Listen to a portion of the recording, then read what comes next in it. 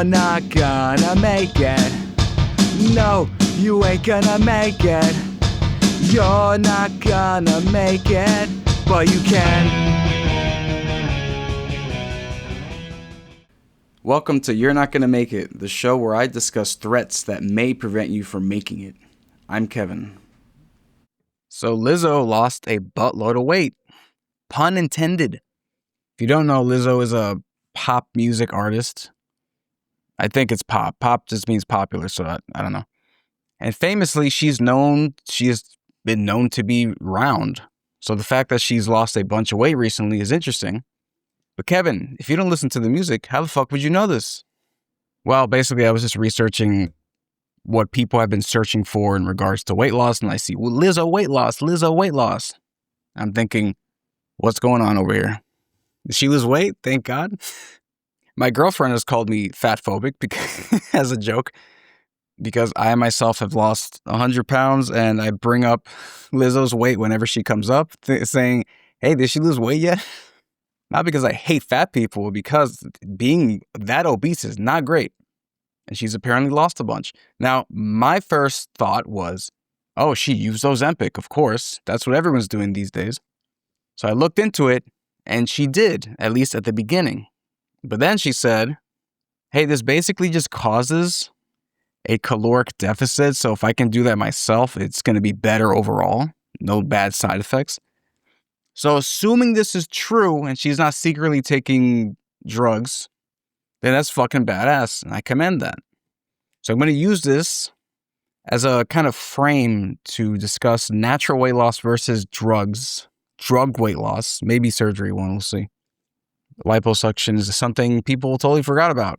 Once Ozempic and we got popular. What's lipo? Fuck that. So here's the thing. You can lose weight naturally, or you can lose it through drugs and surgery. I would say unnaturally. There are costs to both. Both can work. I think there's a clear winner here because I'm biased. I lost 100 pounds through nutrition and exercise. If you told teenage me, hey, you can just inject this a bit or whatever and then lose weight without effort, who knows what I would have done? Maybe that would have sounded great to me. So I'm glad I never had the option because I learned doing it. In my opinion, spoiler alert, I prefer the natural way because once you know what to do, once you gain that knowledge through experience, well, it's really hard for you to get overweight again. I mean, a lot of people do, but in my opinion, once you go through that, you know what it takes to get to that point. You know what it takes to lose all that weight. You know what it's going to take mentally to go through that journey again. You know how it works. It's a difference between hiring a plumber to come fix your stuff or learning how pipes work. Now that pipe situation is not really going to be something that gives you diabetes, right? But yeah, ideally it'd be great if you could just have that knowledge yourself, right? That's why I prefer natural weight loss. So if you work in tech, especially, you're sitting down all day, you're sifting through, code blocks, systems, policies, all this shit for probably 7 to 10 hours a day. Your metabolism's already low because your activity is not very high, probably. So these drugs might be interesting for you. They might be like, hey, I can lose weight by not doing stuff. Whoa, that sounds interesting to me. But it's the same issue I had with liposuction, as in, yeah, get the fat sucked out of you, no effort, besides financial, but it doesn't fix the habits that got you there. So it's possible it could just happen again. What a waste of money that would be. Naturally, it's a different story. You have to build new habits. You have to retrain your brain. You have to figure out what actually works. So to use Lizzo as an example, as I'll be using throughout this entire episode, apparently she tried Ozempic initially, early on. And obviously Ozempic, it basically works. It just makes you not hungry. But for her, the side effects seem to be not worth it. She heard about all the emergency room visits, the emergency surgeries. Probably the muscle loss wasn't very appealing either. So for her, it was just a science thing. As she said, I'm going to quote her, it's just a science. For me, calories in versus calories out, Ozempic works because you eat less food, makes you feel full. So if you can do that on your own and get mind over matter, it's the same thing.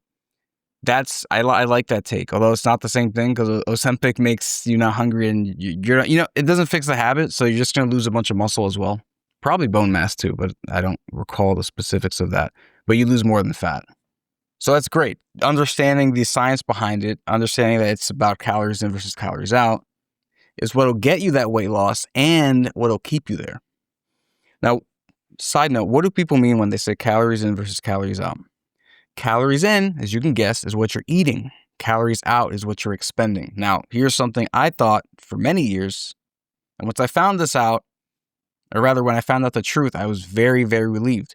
What I used to think was that calories out meant everything that went in had to be burned off through exercise.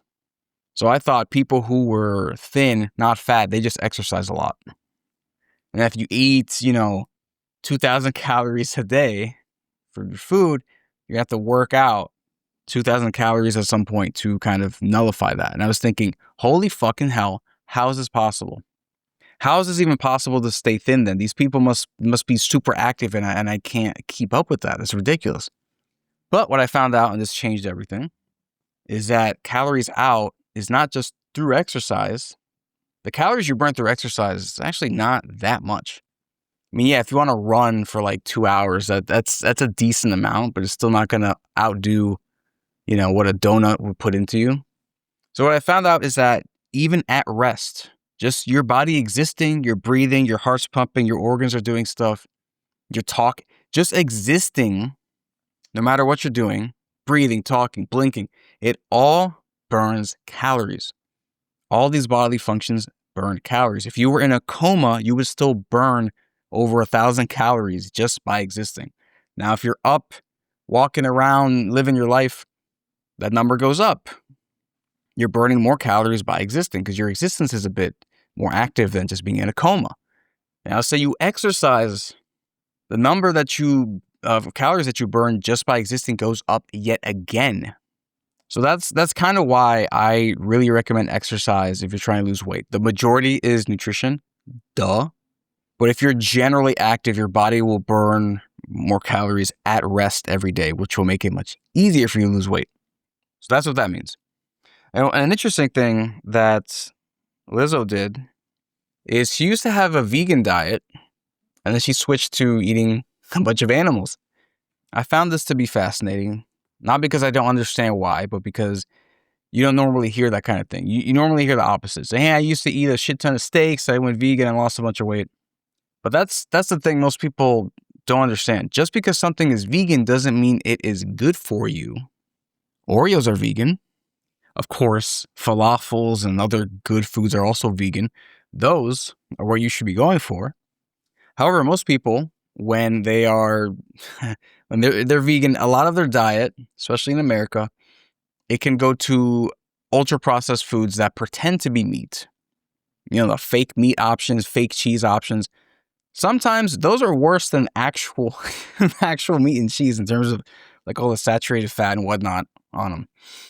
Now, I won't lie to you. I have a friend who's vegan, so when we have our board game nights, there's the Impossible nuggets that come out, and I partake sometimes, Now, regular chicken nuggets versus Impossible, quote-unquote chicken nuggets, in terms of your health, they're both not great. Like, let's be clear, they're both ultra-processed to shit, extra stuff in them just to, let them keep their shape and bake and stuff like that. Apparently, Impossible nuggets are slightly less bad, but, fucking nuggets are nuggets, right? And the point being, just because something is vegan doesn't mean it is better by far. That's not how that works. When a food is vegan, all that means is that it does not contain animal, I don't know what you call it, animal innards. It doesn't come from an animal, essentially. Whether it's from the body of the animal itself with the meat or what it, the dairy, what it squirts out through its nipples if it's a mammal. And also eggs too, that comes out as well. Essentially, if it comes from an animal, if it comes of the animal or from the animal, it's no good. So a lot of the vegan stuff is plant-based. You would think if you can find the stuff that actually tastes good, you can be vegan, lose a bunch of weight, be healthy. Thing is, it's pretty challenging these days because go out to eat, try to be vegan, see what happens. See how fucking easy, see how fucking hard that is. But if you're eating, like a Mediterranean diet, the vegan parts, it's just great. It's fun. It's awesome. But it's very possible for a vegan to have a way worse diet than someone who just eats animal proteins, dairy stuff. It's possible. It just depends on the quality of the food. So, big ass tangent aside, Lizzo switched from vegan to eating meat and stuff like that. And I commend this actually because a lot of the stuff she was eating was processed, like I said. And a lot of that stuff, a lot of the ultra processed foods, whether they're vegan or not, they're not very filling. They're just meant to taste pretty good and be cheap to make. So it says she was eating a 3,000 to 5,000 calorie vegan diet, which is crazy. And obviously, there's some other stuff, not just processed, ultra processed stuff, but, like breads and stuff like that. Bread can be pretty good, but in terms of the calories, it's kind of like rice. It's great with a meal, but if you're eating just that, you're going to fill up your calorie budget real quick, not necessarily be as full as you want to be. So that was part of what she was doing. But then she switched to more whole foods, less ultra processed, more animal proteins. And guess what? It helped. You know why? When you eat whole foods, more animal or more proteins in general, you stay full. Like I said, a lot of the other ultra processed foods, they don't really fill you up because they're filled with not food, but more real food, it helps fill you up. And if you're full, you're less likely to eat. If you're less likely to eat, you're less likely to eat too much, which helps you lose weight. Let's get into some myths here. Myth 1, GLP-1 drugs like Ozempic are safe and easy. Everyone's doing it. Bro, what? Everyone's doing it? That might be a thing in Hollywood. It sucks. I hate that this has become popular because now when I see someone, like 20 years ago, I saw a celebrity or someone that I didn't know in person. I saw them lose weight. I'm like, awesome, good for them. But now when I see someone famous lose weight, I'm like, you hopped on the drug, right? It sucks. I don't know if they did it naturally or not, and they're not going to fucking say it. Some do. I watched a comedy special from Jim Gaffigan months ago. Right at the beginning, he was like, yeah, I lost a bunch of weight. You think it was Ozempic? It wasn't. It was Manjaro, whatever the fuck it was. So he's straight up about it. He's like, yeah, man, willpower is tough. So I'm going to take this drug as long as I can. I'm like, you know what? I actually respect that. Fair enough. I mean, it'd be great if you could build that, but, self-awareness is great. So yeah, a lot of people are doing it. That's true. But safe and easy, bro, what the hell? So what I'm reading here is 70% of ER visits, emergency room, for those not in America who don't need to go to the emergency room so often, for these drugs, the semaglutide drugs, the Ozempic, Wegovy's, 70% of those visits are for distress in the gastrointestinal area, the stomach and the butt area. Well, really, it travels from your mouth to your butt, basically. Everything between there can count as the gastrointestinal tract. So this includes vomiting, nausea, diarrhea, blah, blah, blah. As of January 2025, there have been 82 deaths linked to GLP-1 drugs in the UK. I really wonder how much it is for America. But 82 is way too much anyway. And higher doses, of course, increased risk of other kinds of diseases like pancreatitis, gallbladder stuff like that. So it's not very safe, actually. Myth number 2, you need drugs to lose significant weight. Natural methods don't work fast enough.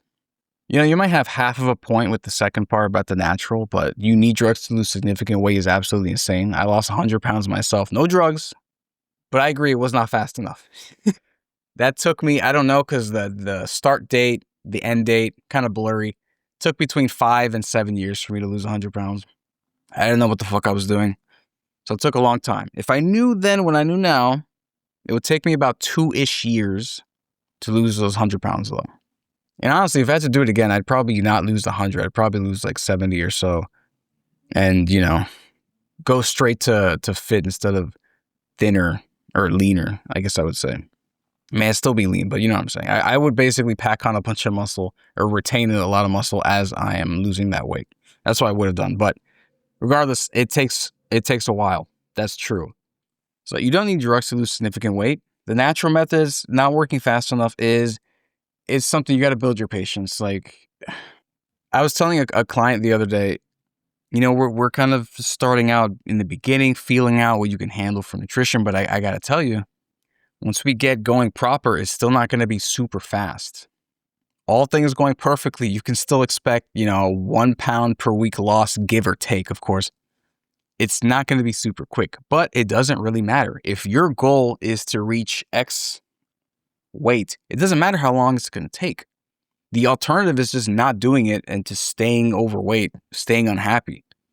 So even if it takes a while, it doesn't really matter. That's going to be the end goal. Who cares if it takes 6 months or 6 years? That's where you want to get to. In 6 years, do you want to be more overweight or do you want to reach that goal? The patience just has to come with it. You're going to develop a lot of patience on this journey too. Myth number 3. Once you start the drug, you can just stop when you hit your goal. I don't know. It might be like liposuction where you do it and then you live on, you move on with your life and then you gain a bunch of weight because you didn't fix the habits that got you overweight in the first place.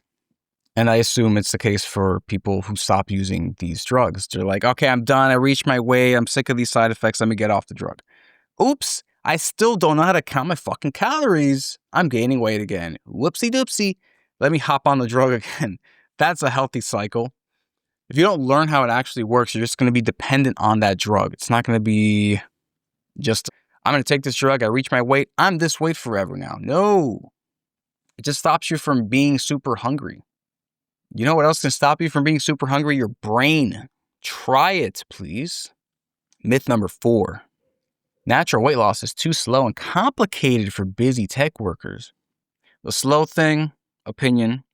Too complicated? Bro, if you work in tech, you understand complexity. You understand how systems work and how they can help. Weight loss is not very complicated. You don't need to do massive meal prep stuff. It helps. But you don't have to do it.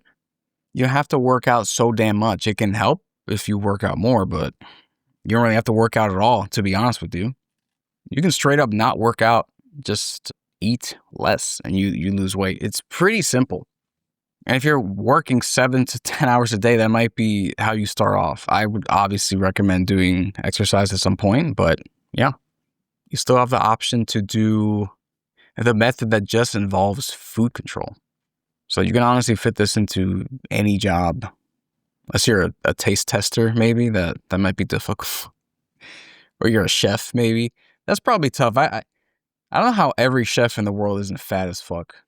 You must say, I guess if you're super confident in your food, you're like, I don't need to taste this. I know it's good.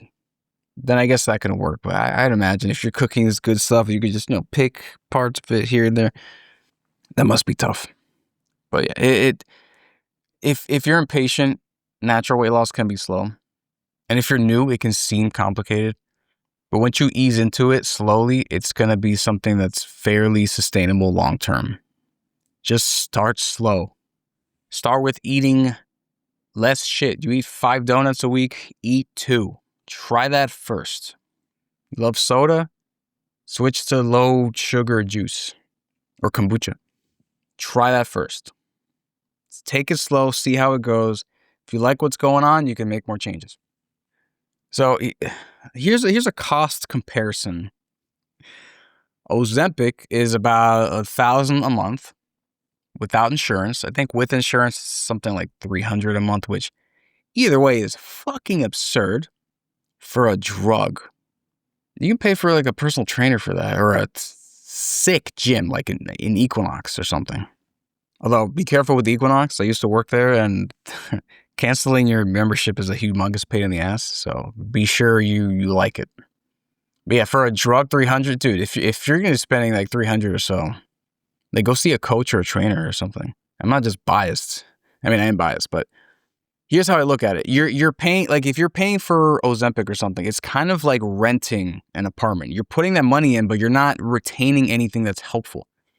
You spend the money on a personal trainer or coach, they're not shitty. They're you're learning some stuff along the way. So it's kind of like instead of renting an apartment, you're paying mortgage on a house. Yeah, you're still paying, but you're getting something. You are getting value from that, whether it's knowledge, results, whatever it is. But that's with insurance. It'll be $300 for Ozempic. costs about 1,000. Wegovy is more expensive. I think it's hard. America's insurance thing is just completely fucked up. I try to compare the health insurance with my girlfriend the other day. I'm like, how the fuck am I supposed to read this? What does this even mean? Why is the deductible and the premium so drastically different for this plan? Like, what, I have to read the different specialist stuff, the drug. What's different about it? Why is it so fucking insane to understand this? Anyway, Wegovy's more expensive, it seems like.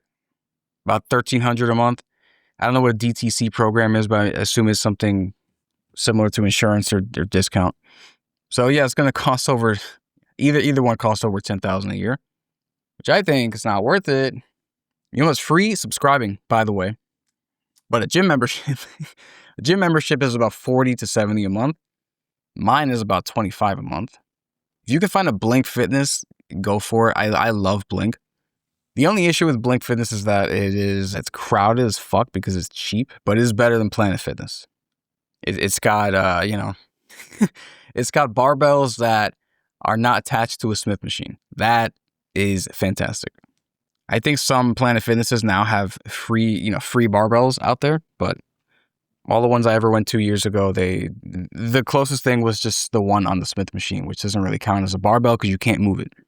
So gym memberships, $40 to $70, I guess, could be cheaper. So that's $500 to $1,000 a year, or less. Could be $300. Personal training could be $200 to $300 a month, or it could be more. When I worked at Equinox, people were paying paying the gym like over $100 per session, which as a trainer at Equinox, you don't get a lot of that. But they were paying, the ones, my clients were 3 times a week. So they were paying like $1,200 or more a month. So, hey, things could be worse. I mean, they got good results. I'm not going to say it was a waste of money. I made it worth it for them. But imagine paying that and you don't get to keep any of that. You don't get any knowledge. You don't get any tracking. You don't get any support. You don't get any correction. You just get, hey, inject this and you won't eat as much. Doesn't seem worth it to me. Yeah, I don't prefer the drug approach because it's kind of like you ask someone to help you with something and they just come over there and do it for you. And you're thinking, okay, that's cool, but I don't really know how to do this myself, so that kind of sucks. Whereas losing it naturally is like asking someone to help you with something. They're like, okay, so here's what we're going to do, boo, boo, boo, boo, boo. And then you understand, like, okay, I have a decent idea of where to go from here. Awesome, thanks. Give a man a fish, feed him for a day, teach a man to fish, feed him for life. Fish is a great source of protein, by the way. It's just a philosophy behind this, the natural versus unnatural.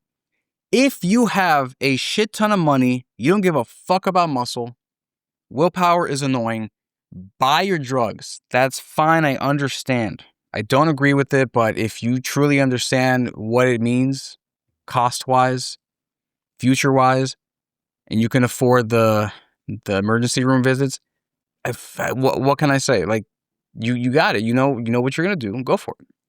If you're not rich, you actually care about not losing all your muscle. You don't feel like going to the hospital and paying more to fix what you already paid too much for in terms of drugs. I recommend doing it naturally. What does this consist of? Well, first of all, make a change. Make a change. If you don't do any exercise at all, start walking. Start that first. If you eat like complete fucking dog shit, swap those snacks, swap those foods, or reduce the amount. Try that first, see how you feel. Make sure you're keeping track of this stuff via pictures or scale. Just use some kind of reference, whether it's visual or numbers or something else. Then when you're more comfortable with this kind of progress and tracking, you can get more granular if you want, tracking your calories. You can track macros if you want. I think the only macro worth tracking is proteins, honestly. I mean, that's also only helpful, kind of. Well, not only helpful, but it's mostly helpful when you see it in reference to other macronutrients, but whatever.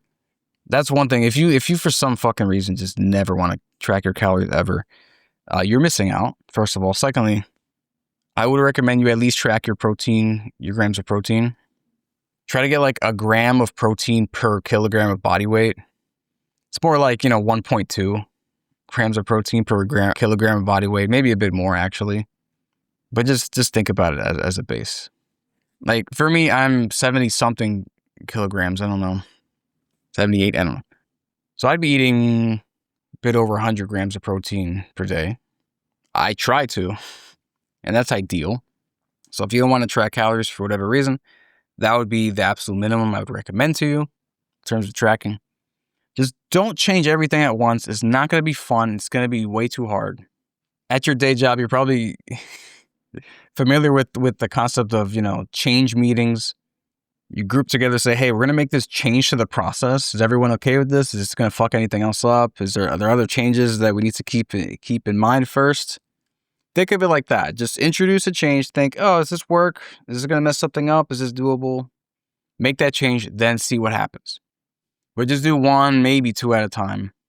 Don't just next week say, okay, I'm going to start exercising 3 times a week. I'm going to eat only chicken. I'm going to add in 3 pounds of broccoli per week. I'm going to track all my calories from day one. Chill the fuck out. That's gonna end poorly because you're going to be like, this is too much because I'm not used to it and I don't want to do it anymore. Fuck this. Chill out. Do one of those things. And even like a partial, like gym 3 times a week right away.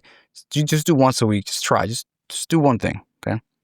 So here's a challenge for you. If you're trying to lose weight and you're like, oh, drugs seem kind of cool, slap yourself. And then for the next week, try keeping track of 4 food items. Like download MyFitnessPal, Chronometer, whatever you say, Chronometer, however you say it, MyNet Diary, any calorie tracking app. Track 4 foods, not meals, foods. Use a barcode. I'm consuming this.